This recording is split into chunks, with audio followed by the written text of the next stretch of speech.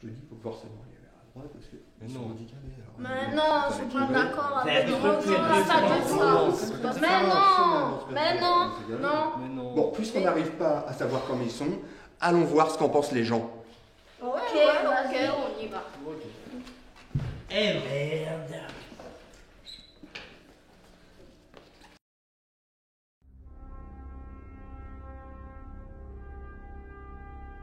Attention, certaines images de ce film ne seront pas choquantes, mais très intéressantes.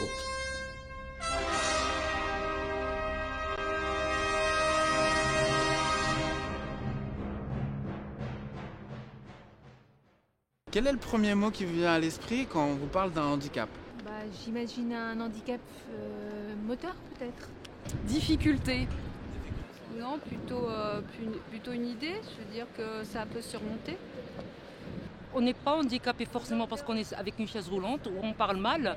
On est handicapé quand on a des idées débiles. Alors, fauteuil roulant, une personne avec des cannes ou qui marche mal, c'est surtout ça. Quelques soucis au niveau, peu importe, ça peut être intellectuel, ça peut être mobile, ça peut être...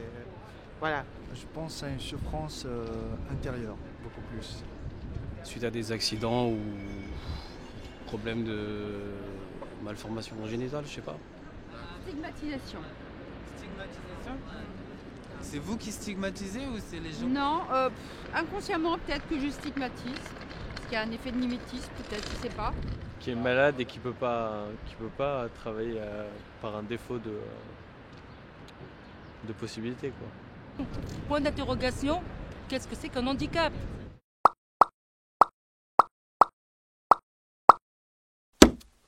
Tout d'abord, est-ce que vous savez d'où vient le mot handicap? Le mot handicap vient de l'anglais hand the cap, ce qui signifie littéralement main dans le chapeau. Cette expression provient d'un jeu d'échange d'objets personnels qui se pratiquait en Grande-Bretagne au XVIe siècle. Un arbitre évaluait les objets et s'assurait de l'équivalence des lots afin d'assurer l'égalité des chances entre les joueurs. Le handicap traduisait une situation négative, défavorable de celui qui avait tiré le mauvais lot.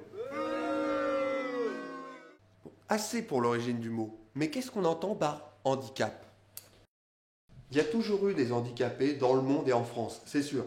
Mais le handicap est plutôt une idée neuve. Au fil de l'histoire et de l'évolution sociale et politique de nos sociétés, la notion de handicap a revêtu de multiples définitions qui ont suivi l'évolution de la société et des mentalités. Progressivement, les textes nationaux et internationaux ont peu à peu permis d'aboutir à un cadre législatif concernant la question du handicap. En 2002, le président Jacques Chirac a tenu à faire de l'insertion des personnes handicapées l'un des grands chantiers de son quinquennat.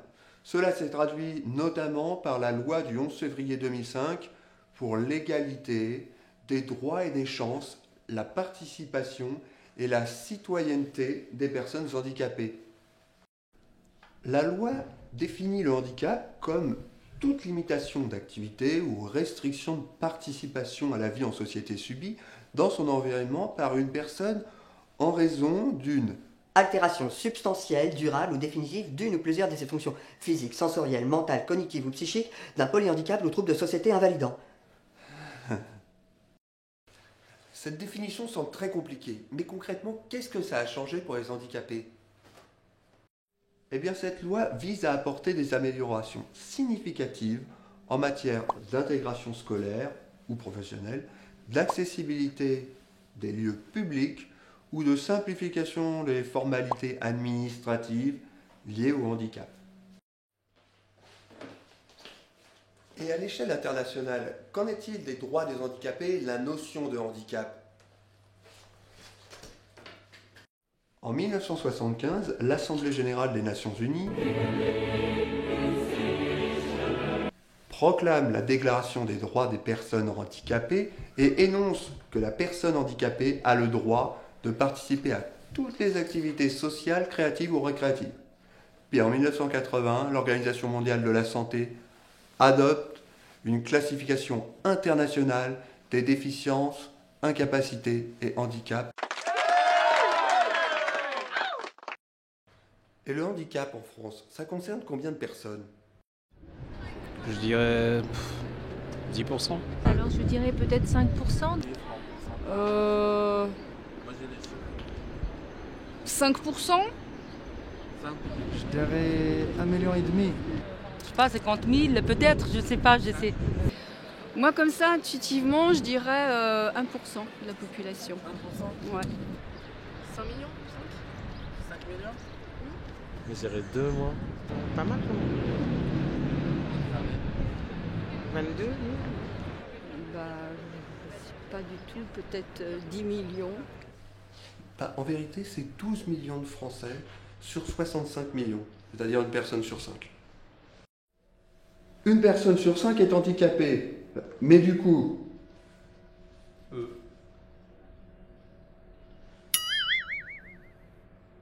Parmi ces 12 millions, 1,5 million sont atteints d'une déficience visuelle et 850 000 ont une mobilité réduite. Ainsi, l'INSEE estime que les personnes possédant une déficience motrice représentent 13,4% des personnes handicapées. Et seulement 2 à 3% de la population utilise un fauteuil roulant. 11,4% des personnes handicapées sont atteintes d'une déficience sensorielle caractérisée majoritairement par des incapacités issues d'une déficience auditive ou visuelle. Ça, c'est les handicaps qu'on connaît le mieux dans notre société. Mais qu'en est-il des autres handicaps dont on n'a pas parlé? Pour vous, qu'est-ce qu'un handicap invisible? Un handicap qu'on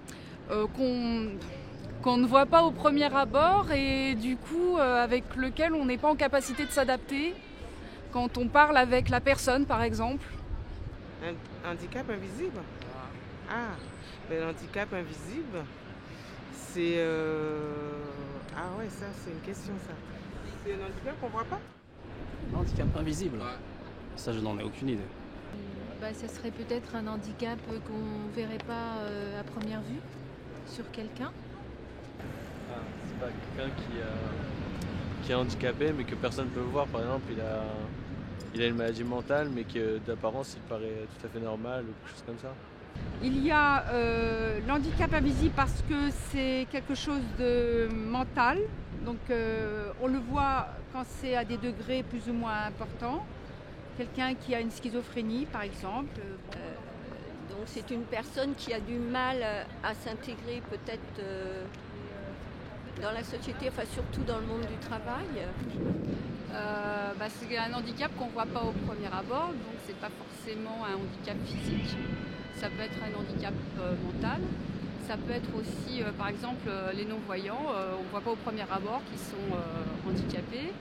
Ça peut être un sourd ou un muet. Ça, c'est pour moi des handicaps invisibles. Alors maintenant, il y en a peut-être d'autres, mais je les connais par... Et quelle est la part du handicap invisible dans... Formidable, c'est la prochaine question. Parmi ces 12 millions de personnes, combien possèdent un handicap, donc invisible? La moitié. La moitié? Un tiers. Je veux dire un tiers, beaucoup plus. Je pense à moitié. Le quart? Ouais, je dirais pareil. Sur les 12 millions, peut-être 1%. Sur les 10%, la moitié. Ça peut être 3 quarts. Oh, bah, j'irais les 3 quarts. Les 3 quarts? Ouais. Peut-être la moitié, je dirais. La moitié? Oui. Ouais, doit y en avoir 50% peut-être. 80%, moi je dis. Oui, oui. Non, je vous assure, ça m'engage que moi. Oui, oui, on les voit pas. Mais on les voit pas. Exactement, madame. Le handicap invisible ne se voit pas. Et pourtant, il touche 80% des personnes handicapées, soit 9,6 millions de personnes en France et environ 15% de la population. Mais qu'est-ce que le handicap invisible? La notion de handicap invisible est un concept assez complexe. Une personne en situation de handicap invisible a souffert de lésions cérébrales entraînant ainsi des séquelles cognitives, comportementales ou psycho-affectives. Pour la personne handicapée, cela se traduit par des difficultés dans son quotidien. Une fatigabilité plus rapide, des troubles de la concentration, de la mémoire, parfois une inhibition ou au contraire une désinhibition. Parmi elles, 9,8% souffrent d'une déficience organique qui entraîne des difficultés pour la personne dans l'accomplissement de ses activités quotidiennes. 6,6% possèdent une déficience intellectuelle ou mentale.